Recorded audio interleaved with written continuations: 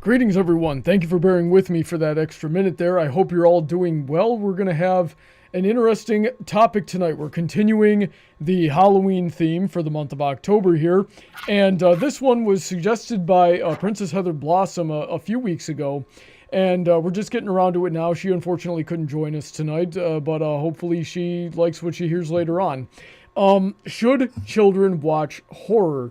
Now, for this one, we've got myself and DJ. And DJ, I think you said something along the lines of you were never really able to handle the horror genre yourself. Is that right? Yes, I hate horror. Yeah, and I'm gonna be totally transparent here. I'm a total frickin' wuss myself. I can't handle it either. Creepy. What are we gonna do with these people? What are we gonna do with these people? Make them an extra in a Saw movie. Oh, geez. Oh, that'd be wonderful. I would escape the Saw movies. I would be the survivor. I know I can get out of some of those traps he was laying. Anyway. Says the self-described wuss.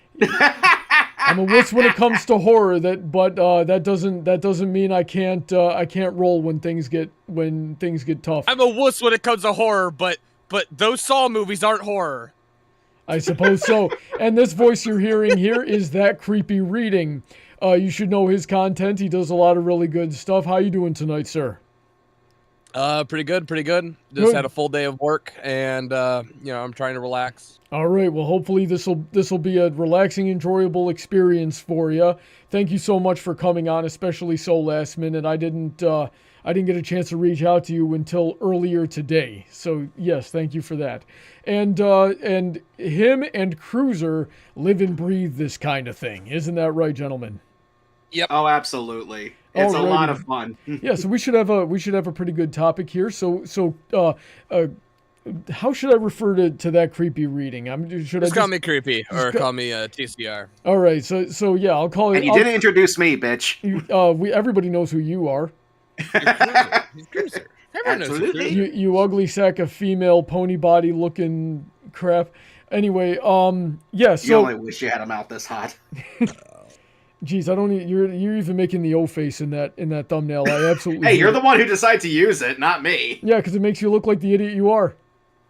Way to poison the well. So, So like I said, I'm a bit of a wuss when it comes to horror, and my mother was always like on top of what I was watching as a kid. And she, like I remember one time she got really mad at my father for playing Predator 2 in the family room when I was around. But before we get into all that, we should shout out to my patrons and everybody who supports the channel. We're very grateful. There's Princess Heather Blossom, Shady Oak, Sid McConroy, Autoknight, Emerald Spencer, Senko, DJ who's with us tonight, Rein-Kun, QFlash, Billy Henline, Alden MacManx, EasyModeGamer, Kento Acrylic, Mr. Sonic 31, Alicia Lynette, Sniper Nighter, Calbeck, StarChaser, VentureCorp, Willie's In, Icanus, Gruila, and Dark Malcontent. If you guys want to get on the show, we'd love to have you for as little as $1 a month. If you want to have your message read out live to the chat, you can leave a tip jar, and all of my supporters make their own content as well. It's pretty good. I'd recommend checking it out. Check out all of those links in the description. So, here's the thing. Now that we're getting into the discussion here, I say that you've got to be careful about what you're letting your kids watch, because young developing psyches can be easily traumatized. So there's a very fine line of what will help a kid understand whatever themes may be within the horror movie that you're watching. And there are many different types of horror and many different levels that each one could be expressed through. So there's a fine line between what can help them and what can hurt them. And you've got to know what that is. And not only that, but it might be a little bit different for every kid. So you really got to, be empathetic with whoever your charge is and figure out what's gonna do that to them.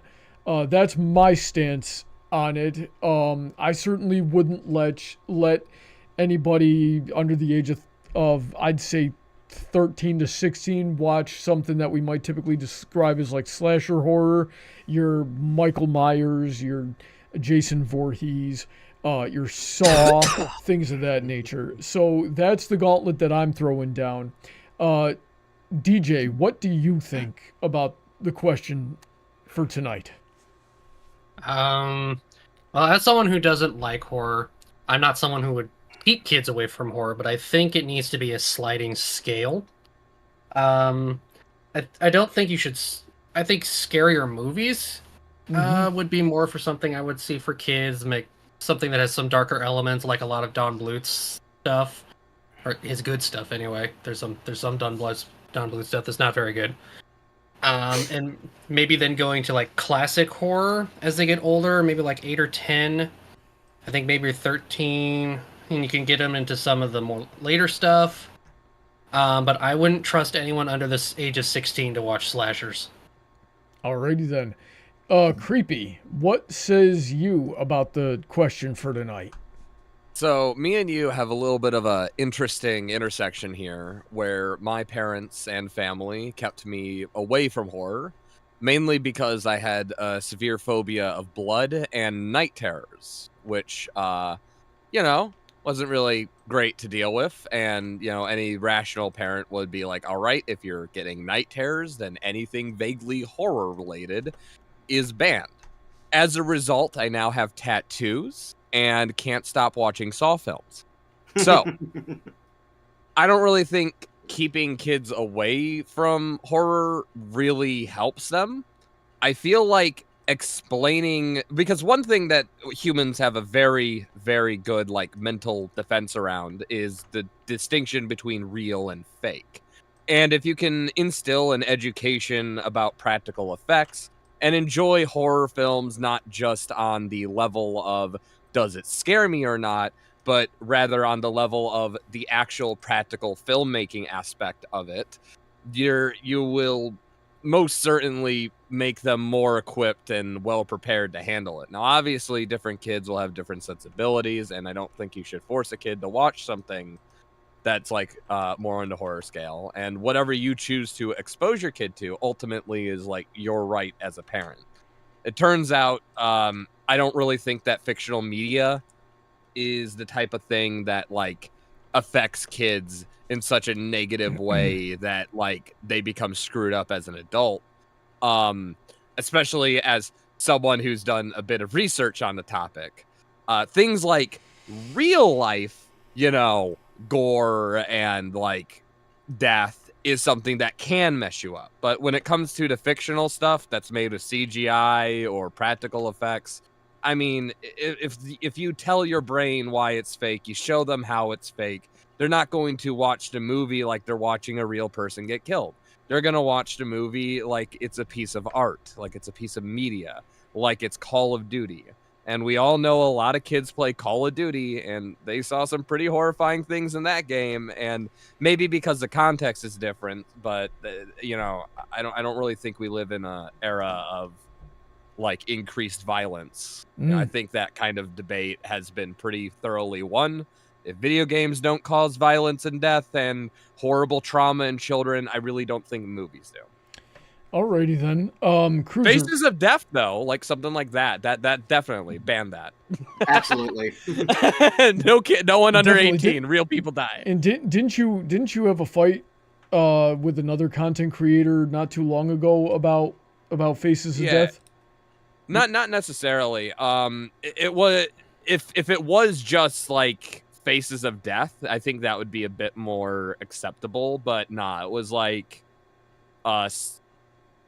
what's it called? The underground shit, Snuff R73, ISIS Human Slaughterhouse, shit like that. Modern shit, and just selling it without age verifying. So the news. Worse than the news, because the news doesn't just have a 30-minute block of a man with a shitty beard laughing at people dying. Oh, alrighty then. Yeah, I mean it's not there's no way you can defend it. It's disrespectful on the face of it, and the fact that there wasn't any age verification is just embarrassing. Cruiser, what do you think about the question for tonight? I think kids should be exposed to horror, should be available, because, I mean, you have to learn how to deal with fear. We got goosebumps. Exactly. And not only that, but also, like we mentioned, like someone mentioned before, there is a sliding scale when it comes to horror. Like I asked our friend Finn the Pony, what's his favorite horror film? And like you guys, he does not go anywhere near it. However, he did say that his favorite was Coraline, and he at first, held his head down, saying, "I know that doesn't count." I said, "No, that does count," because horror is like when people hear horror, they just think of, like you said, Bronny, slashers. But the truth of the matter is, that's like a 10 on the scale. There's still 1 through 9 you can get through, and I'd say Coraline maybe falls on like 4 or 5. And I think exposing a young kid to say something like that's perfectly fine. And even if you look back at the old Universal monster movies, I mean, let's face it, the horror of that era is not the same as the era we have today. So I think letting them see that, that's perfectly fine, especially because it's black, white, and gray. You're not going to see there's not going to be like a whole lot of gore. And even if there is, like say if they're watching Psycho, they're going to think, "Oh, what is that stuff?" Because it doesn't look like blood. Interesting. I think we should kids should as long as they know it's fake and like you have that discussion that of course. or in like context, and they are given the context that like what you're about to see is messed up. It's supposed to make you feel uncomfortable. I mean, I really don't think that horror, shielding people from horror and hardship and like things that make you uncomfortable, I think that just kind of leads to avoidance behavior when it actually comes up. And that's not really good when you need to deal with that in life. Yeah, kids. I've known too many people with avoidance behaviors that they don't like, function as people. People forget this a lot, but kids, they go through shit just like adults: sadness, depression, suicide, death, and that is something that is, a typical kid can be expected to see in their day-to-day life. But there isn't really any media that is what people would consider appropriate for them that covers a lot of that subject matter. So when that eventually does happen, they're just kind of left to the wind. I mean, if they got money, they can get a therapist, but I just feel like a lot of people, we cope with our media. We share that human empathy with each other through the things that we have. Now, I'm not defending every horror film ever made. I'm just saying, in general, the genre of horror is a empathetic one. So, DJ, what is it about the horror genre that you can't handle? A lot of it is I don't like being scared. Like, I am pretty prone to jump scares, and I hate it. I hate the feeling of it. So I don't think it's more of a sensitization thing, being sensitive. I just do not like that feeling.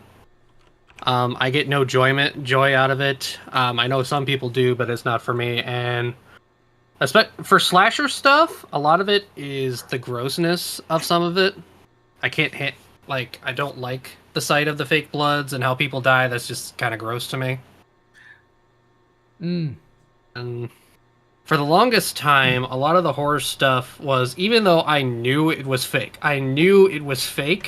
it would still haunt me, like, deep at night. Like, some of the stupidest horror movies from the sci-fi movie was like, is that creature there? Is that creature there? But, like, even though I knew it was fake, it would still affect me. Interesting. Well, I mean, at a time I was like that. I mean, I think when I was like maybe 10 or 13, I saw Stephen King's It for the first time, the original with Tim Curry. And I could not sleep for a month after seeing that. I literally thought there was a Pennywise clown that was going to kill me. But then again, I was a very dumb, naive little kid. But as I got older, I started to become a bit more fascinated with the world of what you could call behind the scenes. Like, how did they pull this stuff off? And when you start learning that some of the tricks of the trade, like how some of the props are used or made, that really does take away a lot of what you were afraid of. It's one of the reasons why I'm also a big supporter of the horror makeup show at Universal Studios, because it's a very PG-13 show, but they basically show you how they pull off a lot of the tricks in horror films.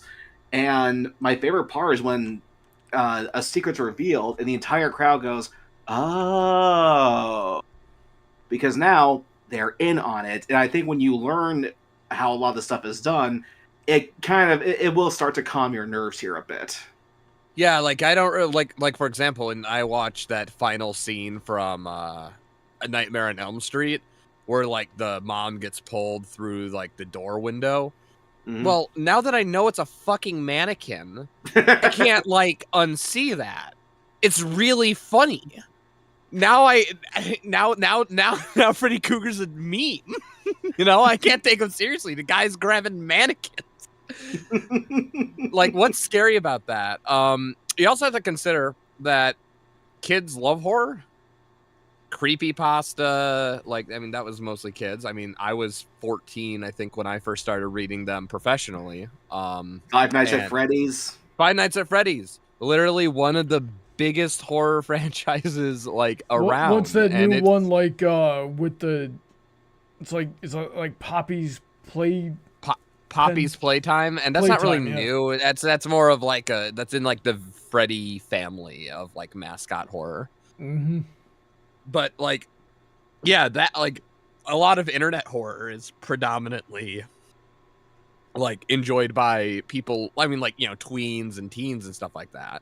Like, you can't just shield them from horror. They're just going to get access to it one way or another. And you're still going to have nightmares whether you consume it or not. It's just you're denying yourself a wide breadth of the art that we have created over the last 100 years. And to a degree, like, even when we get into things like Friendship is Magic, things like King Sombra had horror elements to it. Discord, you could say, had horror elements to it. So there's the sliding scale that we were talking about there.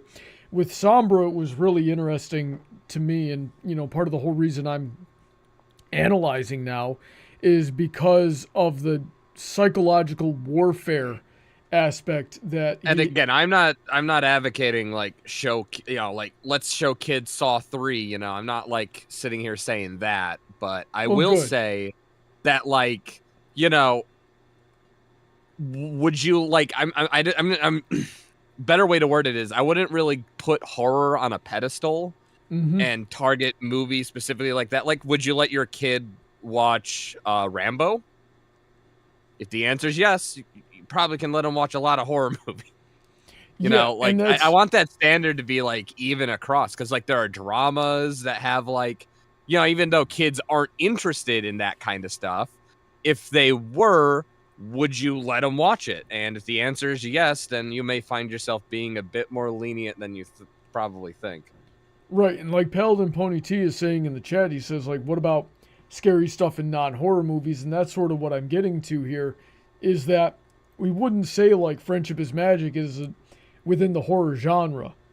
But I wouldn't say Watership Down is in the horror genre either. Right. Yeah. I wouldn't say The Land Before Time is in the horror genre, right? But here's in Friendship is Magic in Season 3, and we got King Sombra with all of his psychological warfare and making people live out their worst Dude's nightmares. A slave owner. I mean, like, shit's horrifying. And a warrior conqueror king with chain gangs and dungeons and all that horrible things. Discord is a reality warper, right? You think about him turning your insides out or something like that. Watership Down, we got basically the rawest form of nature. In Land Before Time, we pretty much watch Littlefoot's mother get eaten or killed at the very least. I remember seeing like the silhouette of a T-Rex taking a bite out of her and stomping out, right? So that was pretty freaking horrifying. So, well, it's emotional, but I wouldn't say it's horror. Not to mention too, horror is subjective. Yeah, so the question I'm building towards here is, what exactly do we define as horror? When does something crossover from another genre and become a horror genre? And I'm interested in Creepy's take on that question. The word horror is too vague and can refer to a vast number of things. I personally, in my own lexicon, prefer to use horror as like more of a way to describe an aesthetic, as opposed to a, as opposed to like a descriptor of its contents. Like a lot of those like cartoons that you'll see that will just bring back Frankenstein and have an Halloween vibe, I'd consider that horror still, because it's within that horror aesthetic. Just like how, Saw is like that, but I wouldn't call, like, for example, those same Halloween specials disturbing, while I would call Saw disturbing. I feel like the real distinction is like between soft horror and hard horror, and getting into the minutia of those. Yeah. So let me wind this back slightly here. What turns me off about the horror genre is mostly the graphic content. I don't like being left in suspense. I like knowing what things are. I don't like the build up to jump scares. I can handle haunted houses just fine, but there's something, I feel like I might be different, but there's something about when it's real that I can handle it a little bit better than when it's, you know what it is? It's when when I'm being entertained, I want to be entertained by action or comedy, and I don't want to feel scared being entertained. When it's real, I can turn that part of my brain off and go into sort of like a warrior mode where it's just like, okay, just get through it. And I just sort of go numb until the situation is over. When I was younger, I didn't like that feeling the same way that DJ was describing. And I really didn't like when things got graphically gory. Now that I'm older, it doesn't bother me as much. It doesn't give me nightmares like it used to.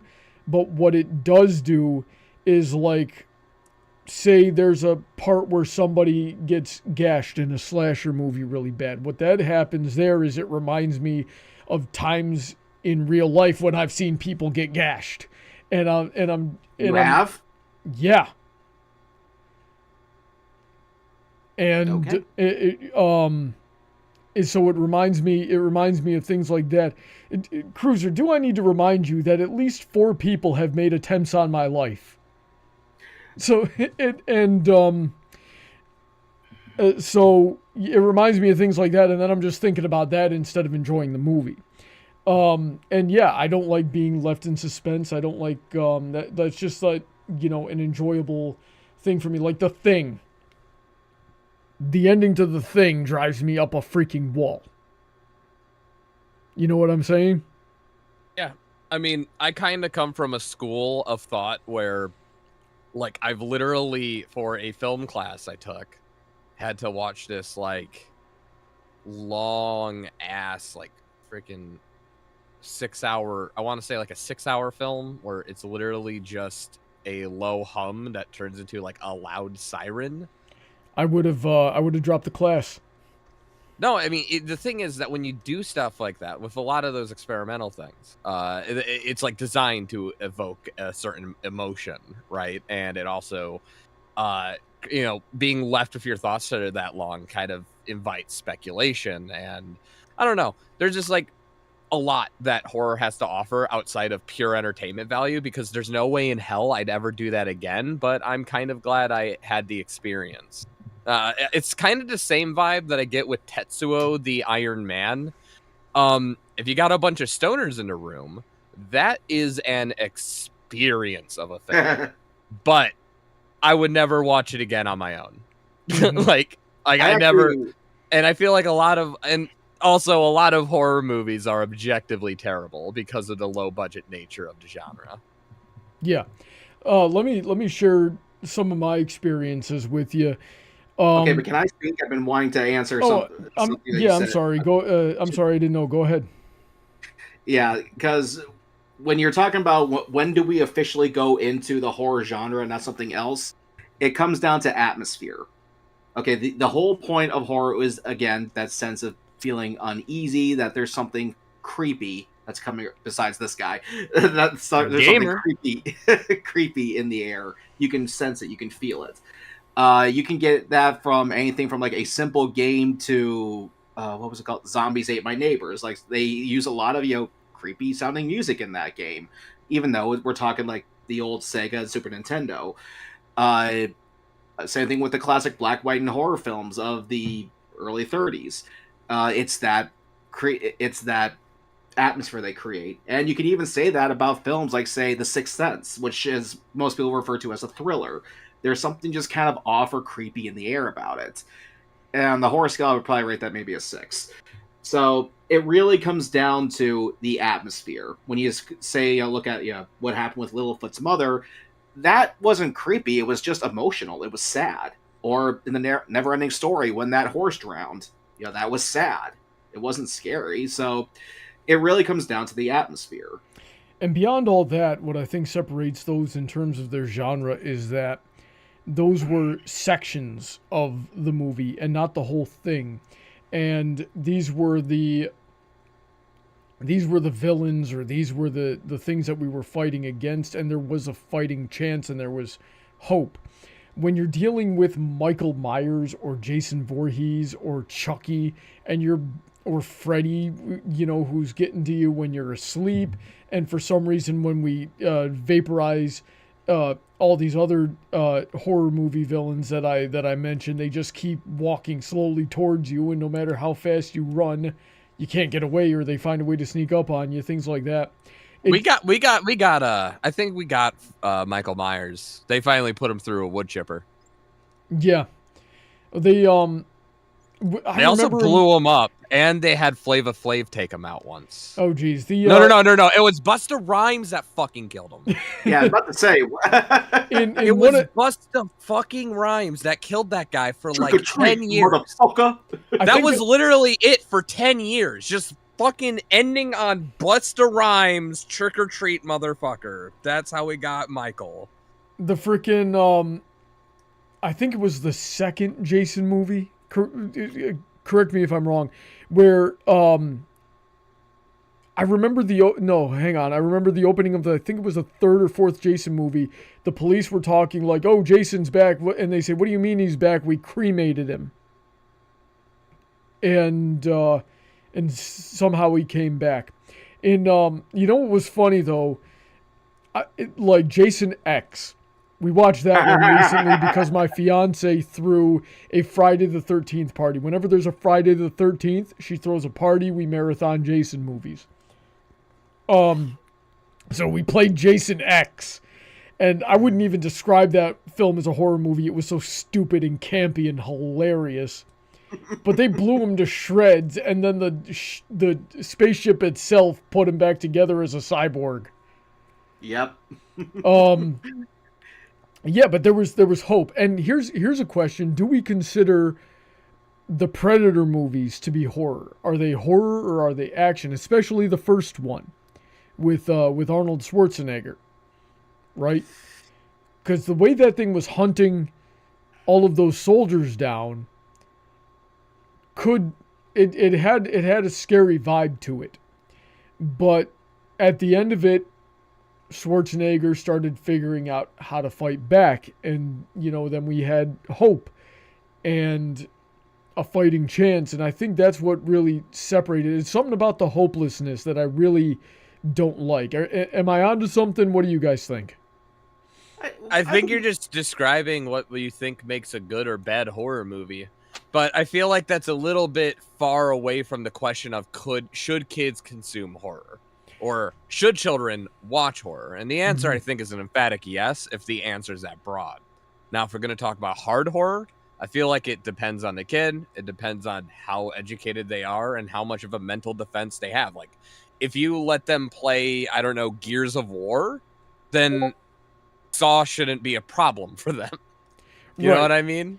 Like, I was playing, and I was, like, playing Gears of War when I was, like, pretty young, too.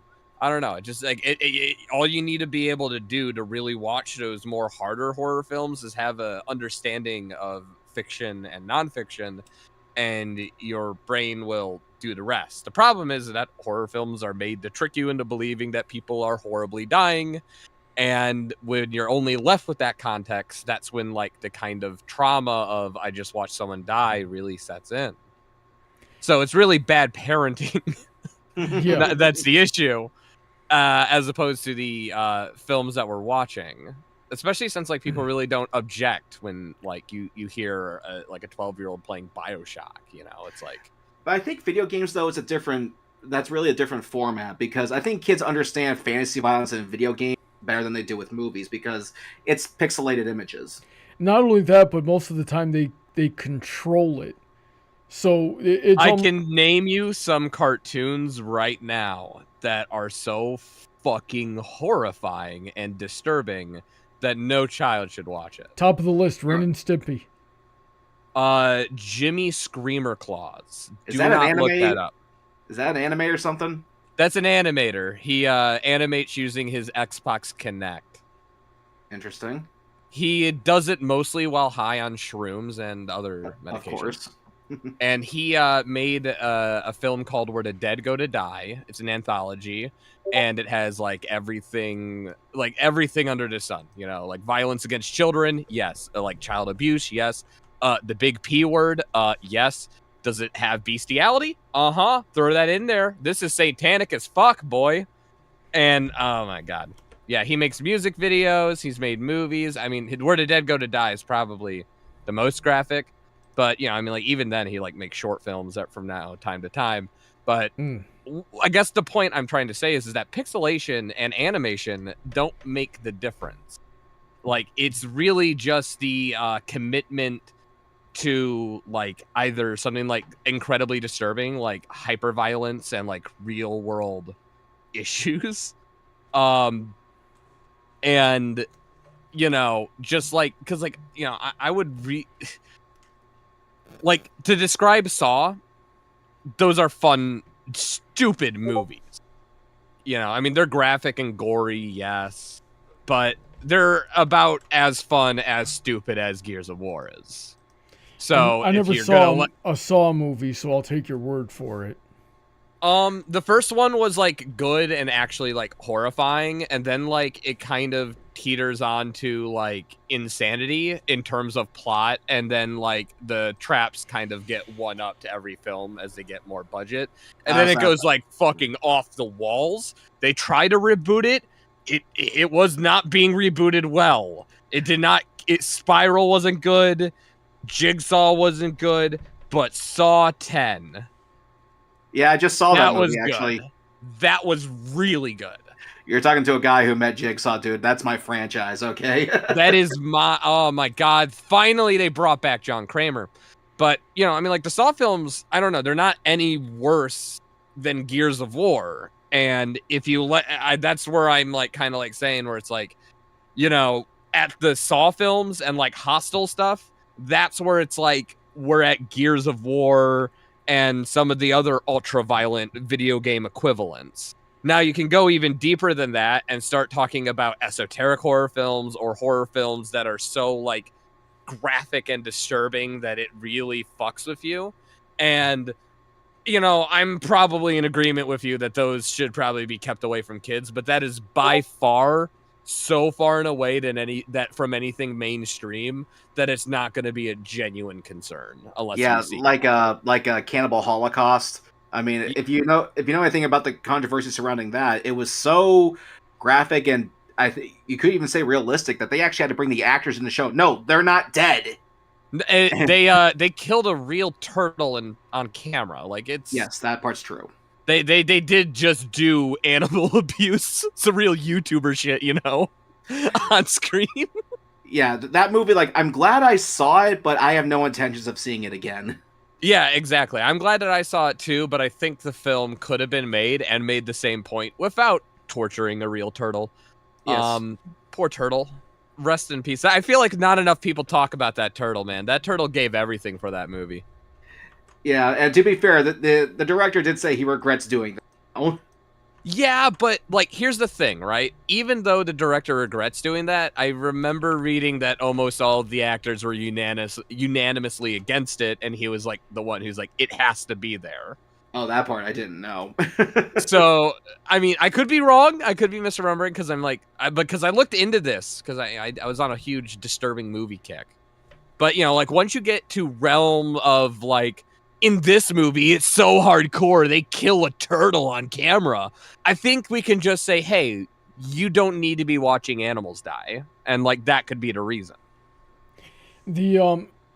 So let's talk about scale here for a second. Who else here got messed up by Courage the Cowardly Dog? Nada. Nobody? Return to Slab always made me uncomfortable, but I just swapped the channel. Courage the Cowardly Dog had a lot of body horror in it, if I remember correctly. And so did well, there's a good few cartoons out there that had some really bad body horror that was just really unnerving. And like, I'm not sure how I could describe the effect that it's had on me. Well, define body horror. Okay, so Invader Zim. And Are you talking about the Oregon episode? That's one. And just generally, it was a really gross-looking show. So was Ren and Stimpy. So body horror is like the horror of your own body, basically. Yeah. Like, your flesh has been turned into something horrible against your will. The Thing? Think like Thing, Cronenberg, Rick and Morty. Yeah, I actually still have nightmares about the ending of Akira occasionally. Yeah, and body horror can be something that really messes with people. Mm-hmm.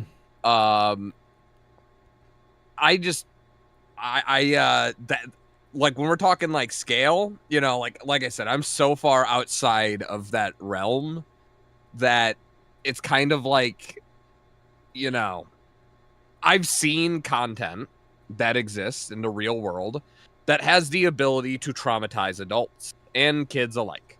And then I see horror movies, which is something that I was denied until I was about 15, and then I snuck it behind my parents' back, and it literally has done nothing but help my career. Right. To the point where, like, even like back when I was like, literally, like, back then was when I first was really getting into horror. So, I mean, when I say back then, I mean like 10 years ago, like when I was like 15. Like, so like, for me, horror really helped me understand a lot of things that was going on around now me. by Like, then though, you were a teenager, not a child anymore. And while we do debate occasionally on, you know, what qualifies as maturity, most people tend to either be like, okay, you're not really there until you're somewhere between 18 or mid-20s, and then so other people are like, oh no, you can handle things like this by the time you're 13. And by things like this, I mean horror. So you're developed by the time you're 15 enough to be able to handle something that you know is fake or something like that. But what do you think would have happened if you had watched something like Saw when you were, let's say, 10 or younger? One time, my parents were watching this movie called Darkness Falls in the year 2004. Mm-hmm. And I walked in only for the part where they explain that the Tooth Fairy actually will fucking kill you if you see it take your tooth. And the one scene after that where the kid's parents, like, you know, where the kid sees like the Tooth Fairy and like runs away from it, and then the kid's parents are like, what's all the noise? And then they like see the Tooth Fairy, and then the Tooth Fairy like kills them behind a closed door. I never got to see past that part of the movie because my mom kicked me out of the room, and it really messed me up. But I guarantee you, if my mom pointed out how fucking stupid that movie was and explained to me like some of the basic concepts and explained the reason why the door slammed shut for no reason is because they didn't have a budget to show what was actually happening, because it's a bunch of people trying to trick you into believing that someone got hurt. You know, I probably wouldn't have nightmares, or wouldn't have had the nightmares that I had. So it sounds like what you're saying, the important thing here to Is do context Yeah, and understanding, and the way that the different parents kids can understand, and the way that the parenting sort of plays a role in how you can get your kids to understand that thing. So even yeah, if I mean, like everything, a lot of horror is going to fall into that PG or and above rating, and PG literally stands for parental guidance. yeah, and You that gotta sort do of your plays into fucking what job. Cruizer, and that plays into what Cruizer was saying too. DJ, I haven't heard from you in a little bit. Do you have any thoughts on this? Honestly, I was just enjoying the conversation. So yeah, it sounds like it's a matter of parenting. Now, I certainly wouldn't let any kids watch most of the Friday the 13th movies, because those just have gratuitous nudity and sex scenes, and that'll definitely Yeah, might want to wait for them to like have Agreed. sex ed before that. yeah, and that gets the sexuality it hits a different part of the brain than the violence, and for some reason it just has a different effect. Like I've known kids that can handle it. Now here's something I have noticed though, is if a kid really likes horror like that, especially like the really gory stuff, the hard stuff when they're young, it tends to reflect in them when they get older, and they are more prone to psychopathy. You're describing what happens when people like consume like actual gore content. Yeah. Horror films don't have that link. Okay. When they say gore, like gory stuff, heavy stuff, they're talking like fucking beheading videos. You know, like we're talking like like 3 guys 1 hammer, or 2 guys 1 hammer. No, it's 3 guys 1 hammer. You know, we're talking like the filmed murders and autopsy photos, and yeah, people who get obsessed with gore, which is a real addiction you can get addicted to. That leads to 1, that can be a precursor to pedophilia, and 2, it can rapidly get worse, especially if you're like hard addicted to it, because like so you don't think it's the horror movie that brings it out of people?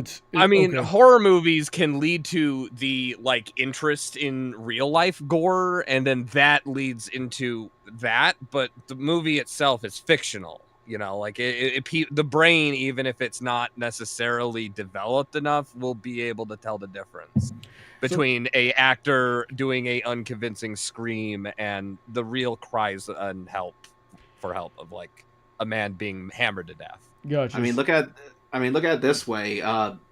In the I can't remember which Friday the 13th it was. The one that had Corey Feldman.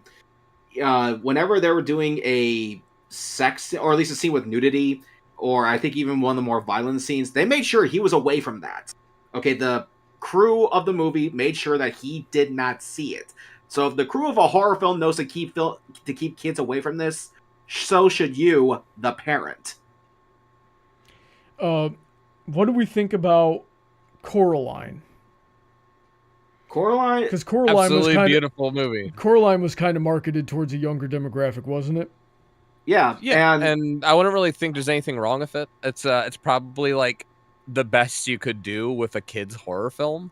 I'd say so, yeah. I mean, like I said, on the scale, 1 through 10 on horror, I'd say it's roughly a 4. It does use some creepy imagery. It does deal with just that lighting and the atmosphere, and dare I even say, Coraline not having her parents for a moment. So, and plus, it's also the fact that it's in stop motion, and stop motion animation looks cool. Is just inherently creepy. Yeah. you make it stop motion, it's like, oh damn. Instantly banned. I mean, like, there's a reason why The Nightmare Before Christmas, while not being a good movie, has a cult following. Yeah. Oh, the only reason why I know that stuff, by the way, about like the real life gore is because I actually had to go to a therapist after dealing with that other guy.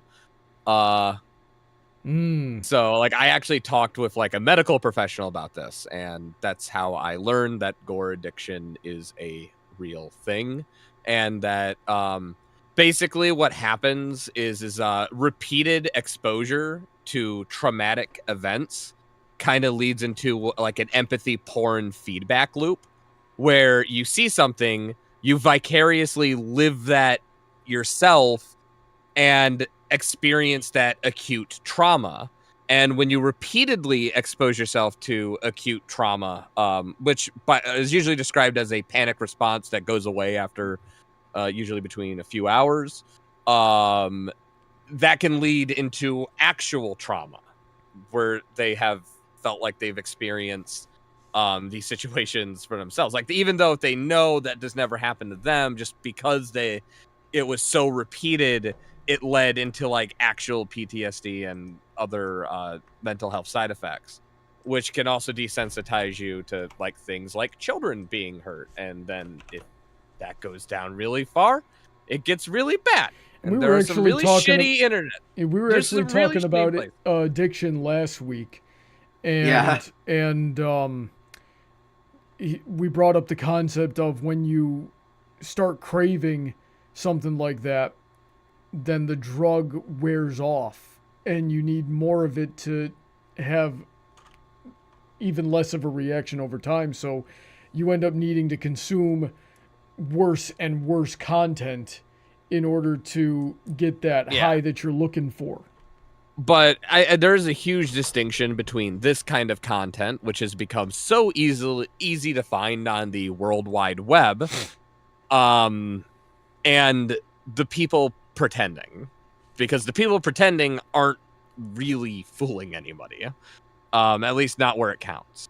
And it's not like you're gonna watch a silly slasher film and then see some guy get horribly impaled and then go like, whoa, I need to see more people die and root for the, it's more like, if you find that kind of format fun, you're just gonna watch other slasher movies. You don't like seek that out in real life. So where do you think that type of thing starts? Does it start with an interest? Does the internet, movie, man? Does the horror movie or the gore content or the internet or whatever, does that awaken or trigger something in people, or do people have like an inclination to it and then they seek it out? So I'm asking a nature versus nurture question. I mean, the Roman Colosseums were a lot of blood sport. I think that a lot of people are just interested in violence, and we like to kind of dress it up or put like a narrative behind it, but some people just want to address the actual violence. And I feel like when you go down the rabbit hole of like, again,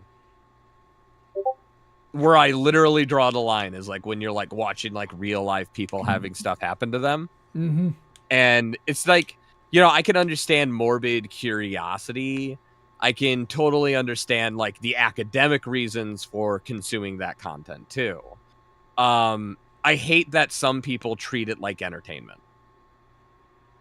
And I feel like that's like more of the issue of kids getting access to bad stuff, when it's like, because like for me, I have to show my ID or have like a credit card or something if I want to see a horror film, right? Because like I have to like, if I go to the movie theater, gotta show my ID. If I want to buy it from the store clerk, I'm gonna have to show my ID, and the parents, if they're smart about it, could have parental controls that could prevent you from watching it. But the internet, that's a little bit of a harder thing to prevent a kid from having, outside of just banning them from social, like from their like social lives at school and stuff like that, because of how much people are online these days.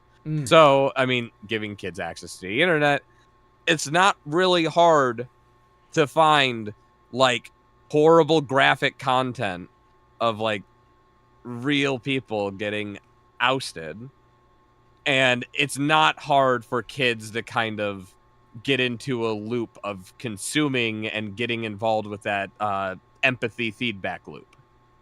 It's that vicarious feeling that you get watching something like that happen. That empathy response leads to a very uncomfortable, horrifying chill, which while you may not like, a lot of horror fans in some cases do, but it's like a more intense version of that. You know, it's like, something's wrong. You feel like you're going to die. And of course you're watching real people die. So yeah, it's that empathy feedback loop that kind of leads to that more unhinged psychopathy. Okay. Cruiser, got a quick question for you here. When did you start watching horror movies? Let's see here. I think it really started for me probably somewhere like maybe around like 15 or 16. Because I remember the one horror film that kind of got me, interested, like, oh, like, what's this about, was actually Sleepy Hollow. Because I am familiar with the story of Ichabod Crane, and seeing the previews for this, like, oh, this looks kind of interesting. And I went and saw the movie. I loved it. And that started to make me kind of, go down this hallway of what else is out there. And till I found, Saw, which, like I said, before the stream here, that's my franchise, because it made me feel something a bit more. I know a lot of people like to refer to those movies as torture porn. I refuse to call it that, because number one, those people haven't watched Hostel. Yeah, because number one, the killers, they never got off on it, so that's number one. Number two, some of these people will say, that's how it comes off. Like, that's how you interpreted it. I want to know what the director was writing. Yeah, so, I mean, most of those films felt like CSI mixed with like a random fucking Rube Goldberg trap that murders people.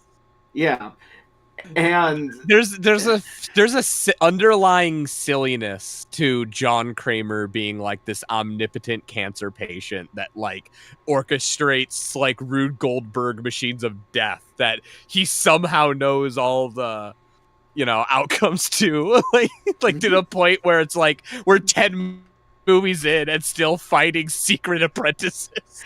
But the other thing too is that he actually wants to see you win. He wants to see you survive. He just believes that this is the only way for you to learn your lesson.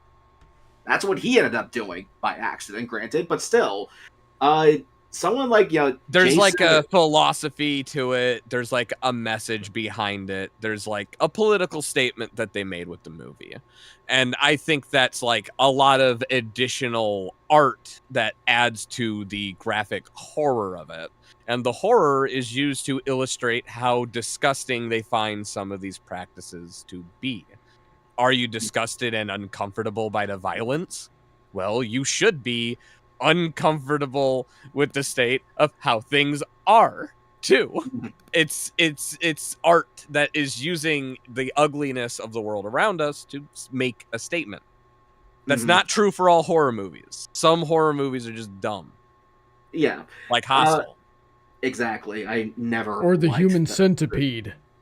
Yeah, that was really dumb, but it was really funny.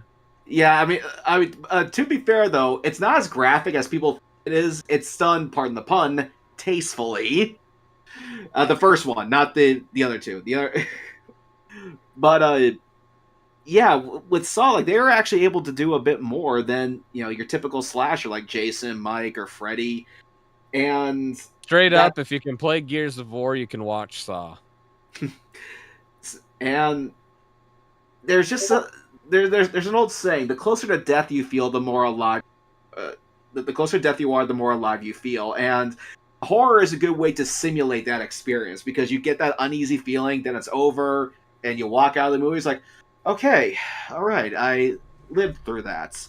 Yeah, Okay. That's another thing I think we've been ignoring. Horror often does like say more than just like what's like on the tin. There's it's usually trying to make a statement. The message is not just like within the context of the film itself, but more of like a meaning that you're supposed to extrapolate from the horrible stuff that just happened. And that's the kind of thing that sits with you and makes you think a little bit after you've watched a movie. And a lot of horror films have been like that for me, where I watch it and it would make me deeply uncomfortable, and then I'd think about it, and then I'd be like, holy shit. I learned something. A couple of months ago when Cocaine Bear came out, my fiance made me go watch it with her. I think they should show that in preschool. What the frick? Okay, now we're getting into the debate, because I would not show that movie to anybody. That movie was way too. That movie was. I wouldn't show that movie to a blind man. That movie was graphic.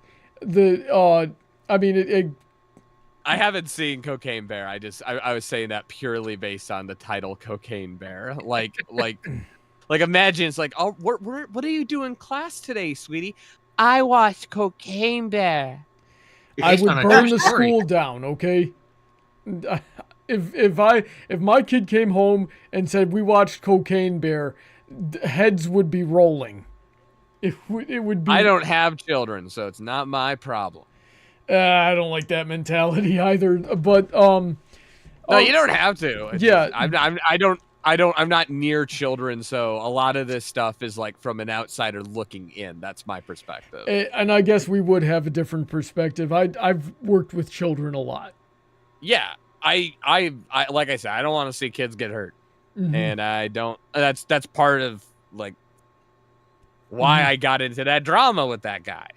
But yeah, I think you would like Cocaine Bear. I would recommend it for you. I heard it was like more more shock, less like substance. I'm interested in it just because it's called Cocaine Bear. Let me break it down for you with as little spoilers as possible. It is a tragic comedy with an idiot plot. And the horror elements come from the special effects and the fact that there's a bear that's high on cocaine on the loose. Honestly, I thought, from what I hear, the movie was disappointing. A lot of people were expecting this batshit crazy, balls to the wall thing. But if anything, the idea of a bear high on cocaine was kind of pushed to the back to focus on humans. It's like, oh, come on. It's like Sharknado. It's right there in the title. Yeah, but here's the thing. Here's what I was trying to say about Cocaine Bear is that when I got out of that, I felt nauseous for like the rest of the day. And I just, like, I couldn't stop. Like, Cocaine Bear did some damage to me. And it's obviously not lasting damage. I was fine after I slept it off. But the rest of the day, I just couldn't stop thinking about how, like, gory it was. And you know, and what, I guess where it hit for me was that it could be, like, it was very realistic depictions of what a bear mauling would actually look like. And that was I've seen a few bear maulings. I'd have to judge it for myself. All right, well, yeah. I had to go to therapy. Did I make that clear? Yeah.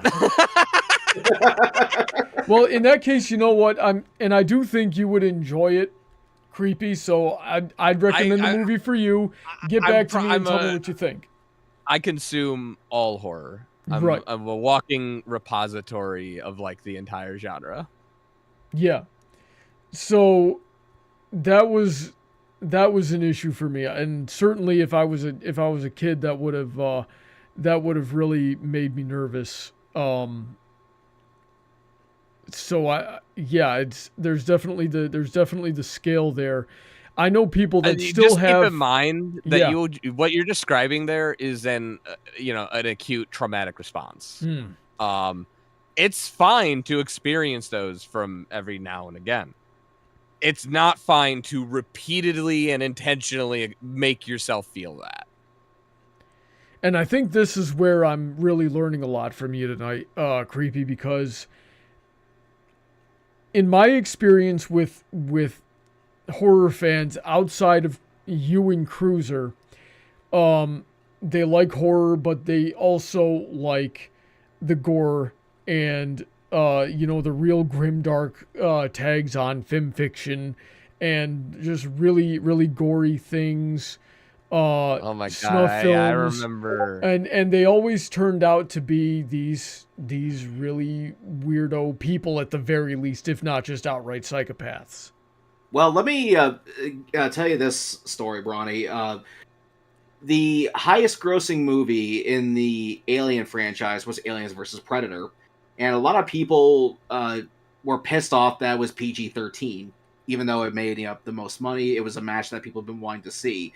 The one thing that got people angry the most was that they wanted it to be R rating. They wanted that gore and violence. I think the next the next Alien vs. Predator movie was R rated. Yeah, and fans hated it because the story sucked. Mm-hmm. The story sucked. The characters suck. It was basically, I know what you shit last summer. That's what people called it. And you could barely even see the fighting between the two monsters. So, yeah, fans do like the gore. They do like seeing, the blood. However, you still need to have, good characters, good story, good editing, good lighting. So it's not really so much the gore itself. They want it to be, front and center, but however, you still need to have all that to make it worthwhile. Yeah. I only saw a little bit of that movie, of the second Alien vs. Predator, and I actually had to leave when there was a pregnant woman in the hospital, and the queen alien deposited a bunch of eggs into her, and she was still alive and freaking out when they freaking burst out of her pregnant stomach, and I was just like, okay, that's... Didn't they do that for their whole ward? Might have been. I don't remember. All 10 had some moments in that where I went oh fuck, oh shit, oh god, damn. Yeah. So that type of thing has an effect on me, and I know that I've met some people that have nightmares about things like Courage the Cowardly Dog years and years later. And I keep saying Ren and Stimpy because, yeah, there's some really gross freaking frames in that show. I mean, shoot, SpongeBob's got a couple of nightmare-inducing frames and torture porn episodes. So, I just think that people are more resilient than we give them credit for. You're not gonna watch one thing and really fuck up your life. In fact, you can go pretty far and come back from the edge. Mm-hmm. I think regardless of the rating, I think okay. Let me interrupt you for just a second so I can summarize my thoughts on it, because I just figured them out. I think regardless of the rating, when it gets to be more than half of whatever you're watching is gory, disgusting, horrifying, nerve-wracking type of thing, then you're sort of doing damage to yourself, or probably causing those trauma responses. But when you've got some way to fight against it within whatever media you're watching, then your mind adjusts a little bit better, and you sort of go into that warrior mode that humans are more adapt to, because that's how we survived in prehistory. I'm so sorry to interrupt. Finish what you were saying. No, that's pretty well put. It's just one, you can recover from those responses.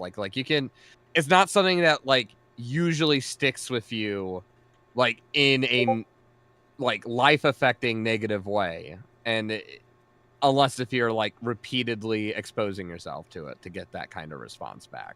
Mm-hmm. And I feel we can identify the stuff that kind of does that, and then be hey, is my kid exclusively consuming this kind of content because they're going down this kind of road? And that's just kind of a part of being a parent. But I feel going the other direction and just being oh yeah, ban horror, kids can't handle it.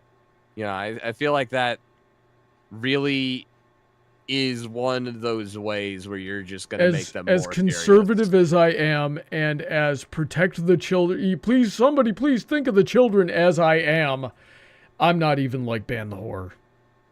You know, Kids, they're just if you ban them from like regular ass mundane modern horror, then straight up they're gonna go on the internet.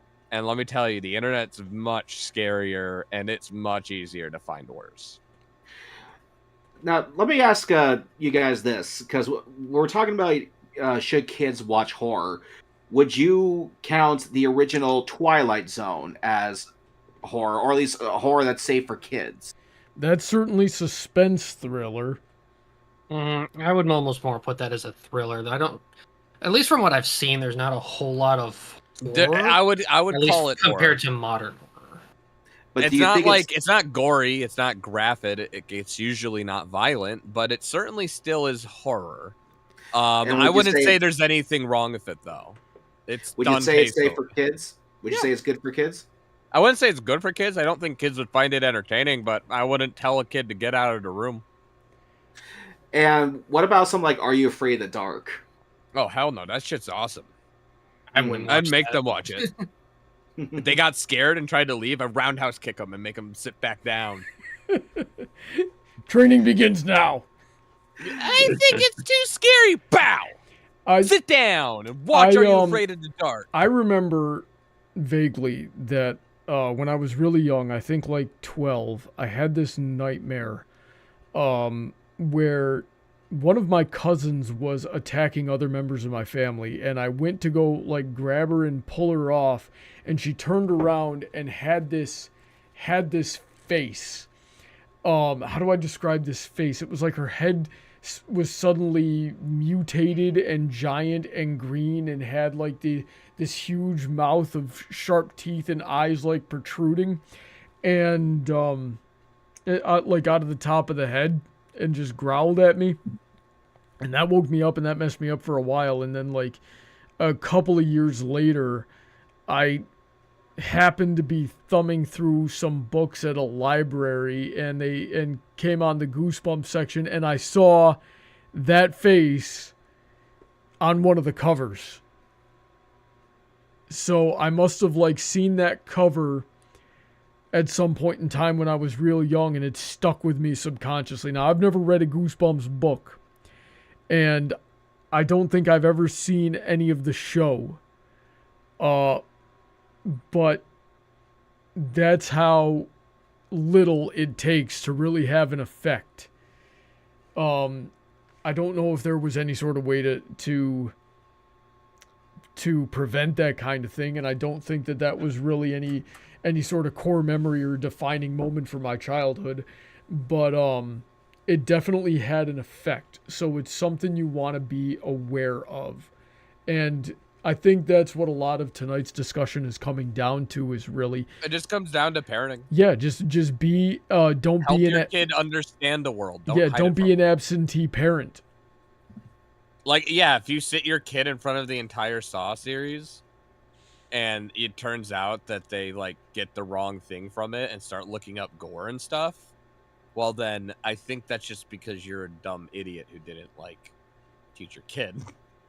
You know, you can't just give... There has to be a little bit of guidance before you can, like, push them off, you know? Yeah, there's one more question I wanted to ask. DJ, did you watch any horror as a kid? And what sort of effect did it have on you if you did? I didn't watch horror. I watched things that could be considered have to have scary moments. Like, the most horror I can remember ever watching was Scooby-Doo, which tells me my childhood. There was the occasional movies that had some more thriller aspects, like Land Before Time and what was Feifel, whatever, American Tail. That's the movie. Some of the Don Bluth stuff, but other than that, I had no true interest in the more horror stuff unless it was like Halloween season, and then I always preferred like the fun stuff. So a lot of my childhood was horror-less, because my parents didn't watch the stuff either. Not that they not that out of fear for it, but they didn't like it, so they didn't show it. My roommate also like had parents that were super into horror. Admittedly, I'm not gonna go too into it. Let's just say that not all those parents were very good, so to speak. Mhm. One of them was, one of them wasn't. And long story short, my roommate was very much exposed to like everything from like Saw to Friday the 13th at a very young age. And there's absolutely nothing wrong with the guy. Another thing to consider here is just case by case scenario. Like, we've got 4 people here in this call, and every single one of us has reacted to seeing horror at various ages in various ways. So again, it goes back to being a parent. If you're going to show these things to your kid, gauge his or her reaction. And if it looks like it's having a negative effect, then you're going to need to address that in whatever way is appropriate. And at that point, all we can do is hope that we're making the right decisions. So that's all I had to say. Does anybody else have anything they want to bring up before we get audience participation? I would definitely say if you want to kind of help ease your kid into horror, definitely let them know about behind the scenes stuff, because when you start to see like, oh, so that's how they do the sever head scene, the more you start to think like, okay, so the more you start to realize this isn't real. It is all just special effects. This is how they pull them off, and you'd be surprised what you can learn from them. Alrighty then. So audience participation time. I've for those in the chat, and I have seen a couple of new names. I've been watching the chat for the whole stream. And if I've seen any interesting comments or questions, this is where we're going to tackle them. I got one more I want to copy down real quick. There we go. So the first one is Shatria McCullers says hi, and I don't recall seeing you in the chat before, so welcome to the show. I hope you're enjoying yourself. Gojillian, towards the beginning, says, wait, you can't even handle watching Universal Monsters movies, Brawny? I'm guessing he's talking like Godzilla or King Kong or things like that. No, it's talking Dracula. Dracula, okay. Dracula, the Invisible Man, Creature from the Black Lagoon. The Mummy. I've never seen Creature from the Black Lagoon, but Cruiser, how the fuck did we do that? Do what? We had a horror mind meld when we both said The Mummy at the exact same time. Well, perhaps because I have a signed Mummy poster up there and a signed Creature from the Black Lagoon poster hanging on my wall. I've watched Monster Madness 10 times. Well, what can we say? Crackhead minds think alike. I'll stick with the best of the movies, and that's Abbott and Costello. But Brody, but to answer the question, would you watch movies? I've seen Dracula. That's fine. I have not seen Creature from the Black Lagoon, but what I have seen of it looks fine. It's just when things get really, really graphic. Like The Thing messed me up. Akira messed me up. Cocaine Bear messed me up. Let's see. So The Mummy, I did not like The Mummy. The CGI in it was really bad, but it was a good enough movie. It got me immersed enough that in the moment it still sort of had that effect. Like, not enough to mess me up, but I didn't enjoy it. But what about the original black and white Mummy? Never seen it. Didn't even know it existed. Okay, well, creepy. We need to have a viewing party with our...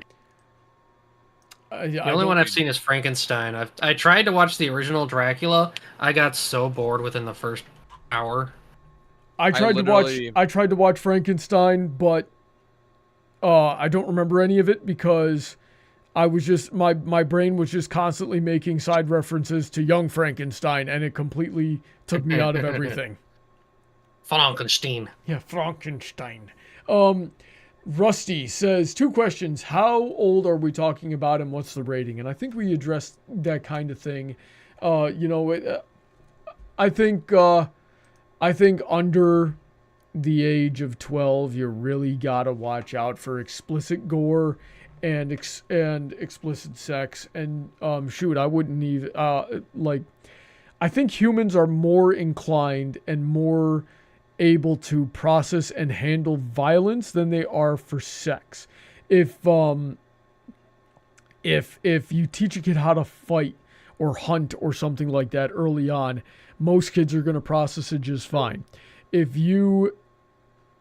a kid gets sexually stimulated too young, it's going to do almost universally do serious damage to their brain and the rest of their hormonal development. So we wonder why the MPAA treats sex and violence differently. That's the reason. Not exactly. Okay, go for it. The MPAA is a very shitty group.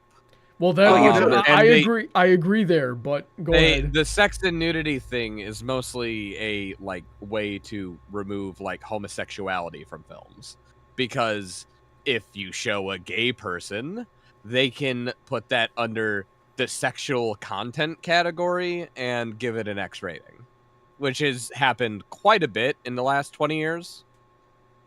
The MPAA is a weird group of people that don't apply their standards consistently, and a lot of their standards are applied unevenly, mostly to target certain groups of people.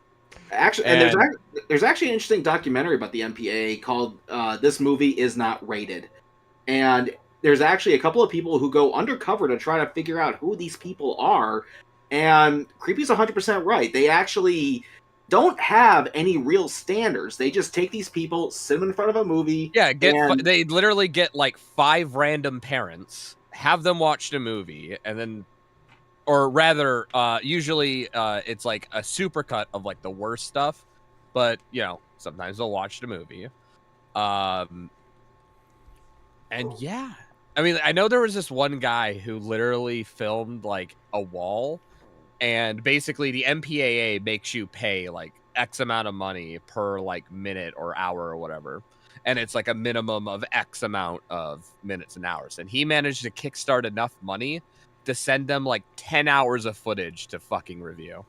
The watching paint dry movie. I actually heard about that yesterday. Yeah, it's literally done just to piss off the MPAA. If we had this conversation literally yesterday, this would have been news to me. But I found that hilarious. It's just the MPAA, it's hard to really take their fucking sex and nudity guidelines at all seriously when it matters more if it's a dick or a vagina. And the other thing, too, is a lot of directors, they'll purposely shoot scenes that are way worse than they know the scenes that the MPA take out, just so that they can have this moment of feel like they beat their chest, yeah, we won, we screwed over your movie, when in reality, no, that scene was never meant to be seen anyway. They just did it so that you can get pissed off at that rather than what they really wanted to show. It also creates an environment where they are encouraged to find stuff. And remember, the difference between an R and an X is the ability to be shown in movie theaters.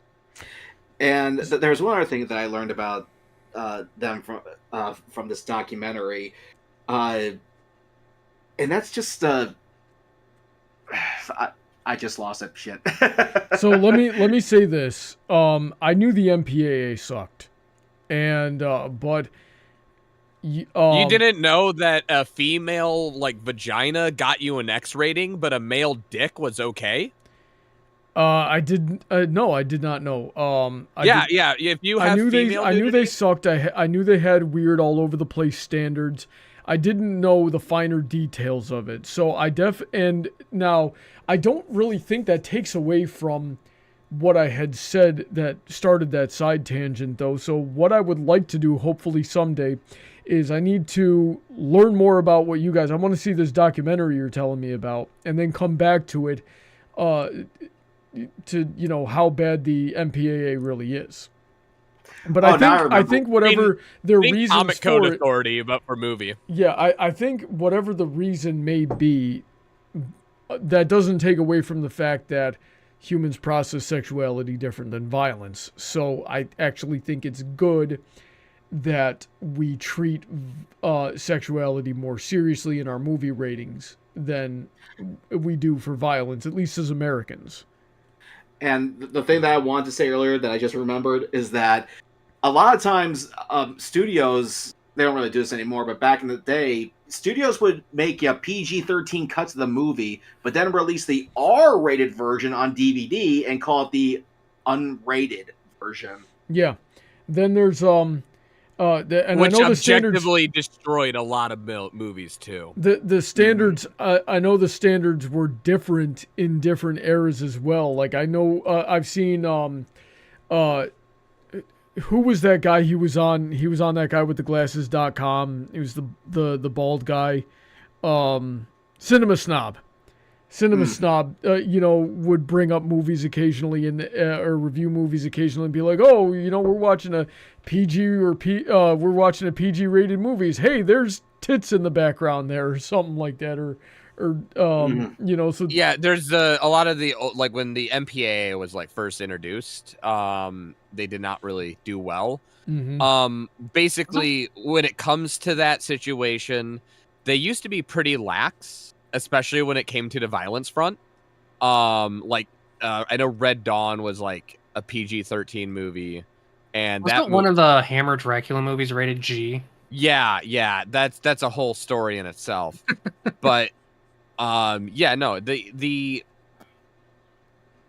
in like Red Dawn, you have like people like getting shot, bullet holes in them, blood coming out, and then like them falling to the ground. Now, you can't do that anymore in PG-13 movies. If someone gets shot, it's going to be like a puff of sweat or like air, and you're going to fall over like a cartoon character in a way that hides the bullet wound. The PG-13 rating has honestly been neutered since the days of Indiana Jones and its original purpose. I really feel like if the American rating system wants to be good, it should have like a 15 or 16 rating. So there can be like a PG, like G, PG, PG-13, and then like 16. Or at least just be consistent. Yeah, I mean, a little bit of consistency would be nice, but I also just think that there shouldn't be X-rated films. I definitely want to learn more. About this. Question for you, man. Just a quick question. Yeah.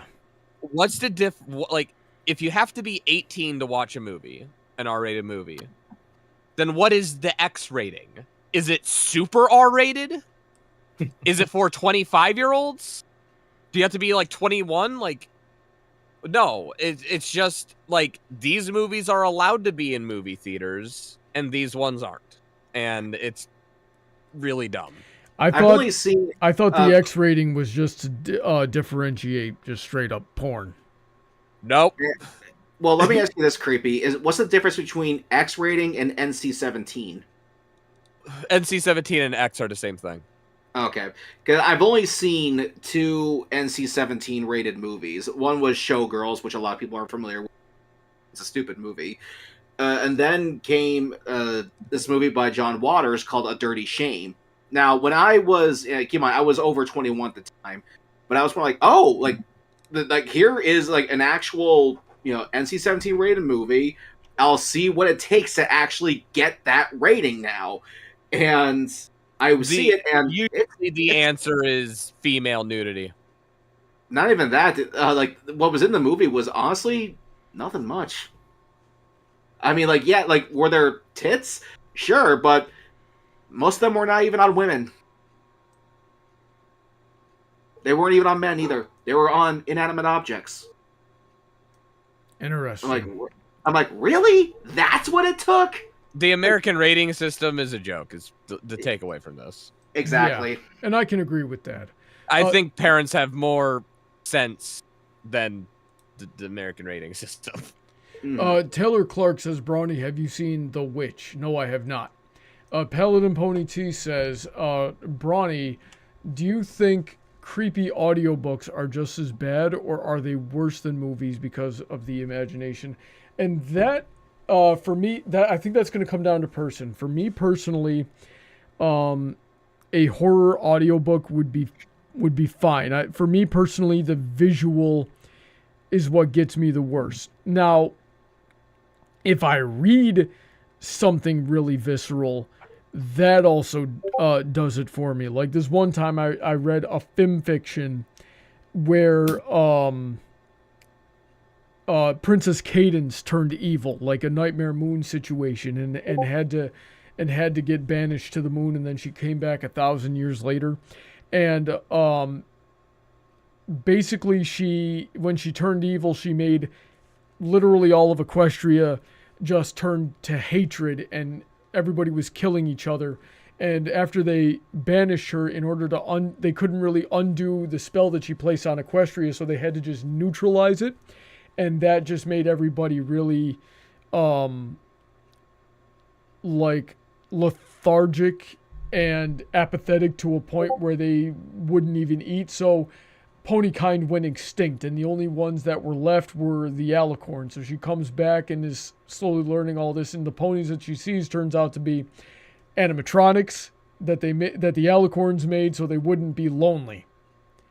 And that the visuals and the concepts of that, it just messed me up for like a full day. I couldn't think about anything else. It was bad. So reading does it to me, and visuals have that effect on me. I don't think audio does, because there's plenty of scenes in Fallout Equestria that should have had that effect on me, but because I listened to Fallout Equestria, it really wasn't that bad. And speaking of which, because I have a bit of an experience with this as well. Now, when I was a kid, I definitely watched Are You Afraid of the Dark, and maybe I was just too naive at the time, but it wasn't scary to me. However, my younger sister got this audio cassette of it, and it was basically, the kids telling those stories. And honestly, those creeped me out more than the show did. I'm not sure what it was, but then again, like I said, I was a very naive. So it worked that way on me when I was, again, at least when I was a kid. Yeah. Crystal Sparkle says, lol, have you heard about the Paw Patrol Saw matchup pitch? Have you guys? I haven't heard of this. Have you guys heard of this? No.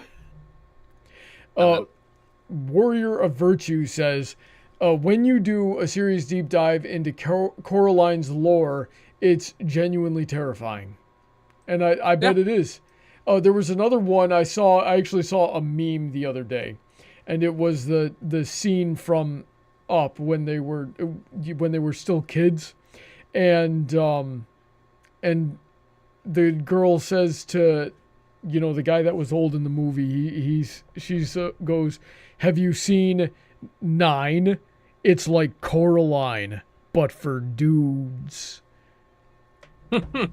And I don't know. I haven't seen either of those movies, but the mention honestly, the Coraline book is creepier than the movie. And I've heard that the author of the Coraline book initially had it even worse than it was. Just died suddenly.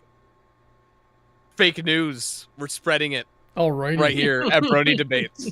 How dare you do this to my show? Do I look like CNN to you? Let's see here. But nah, more like Fox. They both suck. I hate What's the difference? Yeah, really. Listen, if it's on TV, it's fake. Listen, the way that I view politics and all that, just bring back guillotines. The French had it right. You're right. I totally agree, and I have said it multiple times myself on the show. Anyway, French don't have anything right. Yeah, so I heard that the author of Coraline wanted to make it worse, but his editors were like, No, you gotta not.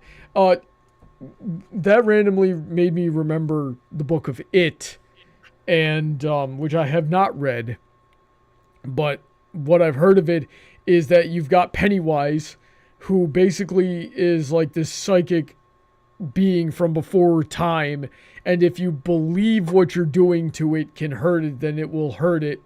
So you get these kids, these 9-year-olds and younger, fighting this primordial demon, and because they think a water hose or something, it was something ridiculous, I don't remember, is going to hurt Pennywise, it does serious damage to it.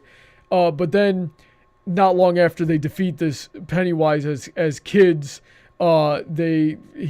Stephen King thought it fit to write a full-on explicit sex scene with like the kids, and I think the oldest one of the group was like 13, 14 or something like that.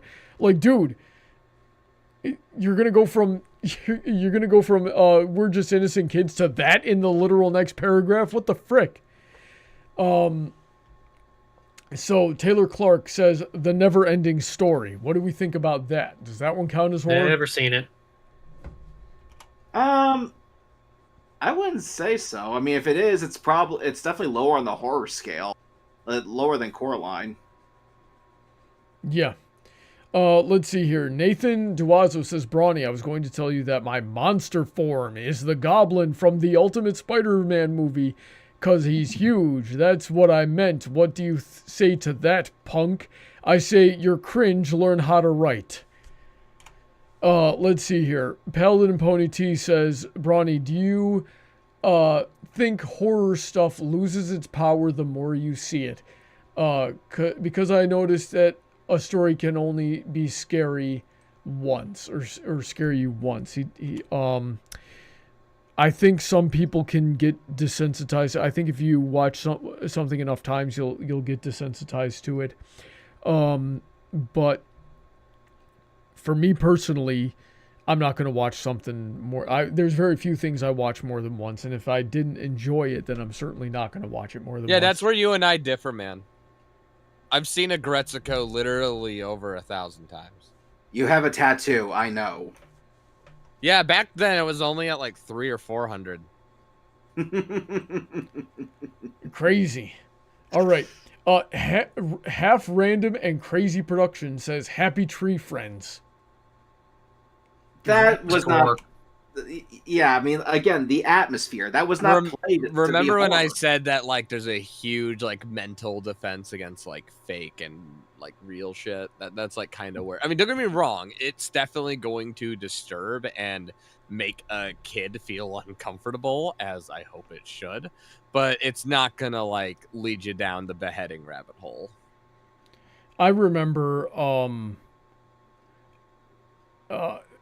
there was this one time I watched Happy Tree Friends. I think I was 13, and they one of those animals got its lower half decapitated in some kind of or not decapitated, his lower half cut off in some sort of racing accident, and his innards just plopped out from his upper body, and I almost freaking threw up. Like, I actually had to go to the bathroom and just wait it out. So yeah, that was pretty dang bad for me. Warrior of Virtue says Story of the Blanks, and I actually don't know that story. I haven't looked much into it. All anybody's ever told me is Apple Bloom goes into the Everfree Forest, finds another village of ponies, but they all have blank flanks, and then things go horribly wrong. That was all that I've ever been told. Nobody ever goes into more detail than that. Does anybody here know about Story of the Blanks? Nope. Let me see here. Thomas Proctor says, has anyone mentioned Five Nights at Freddy's yet? And I feel like we should have. We mentioned it briefly. Yeah, and also that goes into one question I saw here that I want to get to, which is jump scares are cheap. Not. It really kind of depends, because honestly, in my opinion, Five Nights at Freddy's did them right. I mean, yeah, it definitely became its real big shtick, but it does its job. Okay, it made you scared. You jump back. Jared, it says I was supposed to make Heather ravioli. Yes, and I still will. But I'm working here. I'll get off in a few minutes. All 14 people from this stream are gonna go click on Heather Blossom's channel in the description and watch her stream and while she crochets. But right now we gotta get through the end of the chat here. Tony, I'm sorry, Diego Renya says, do found footage horror movies count, like the Blair Witch Project? For me personally, those are scarier because they feel more real in their production and the way that they're filmed. But I also, as a film person, as a filmmaker, believe that they can also be an excuse to just have bad cinematography.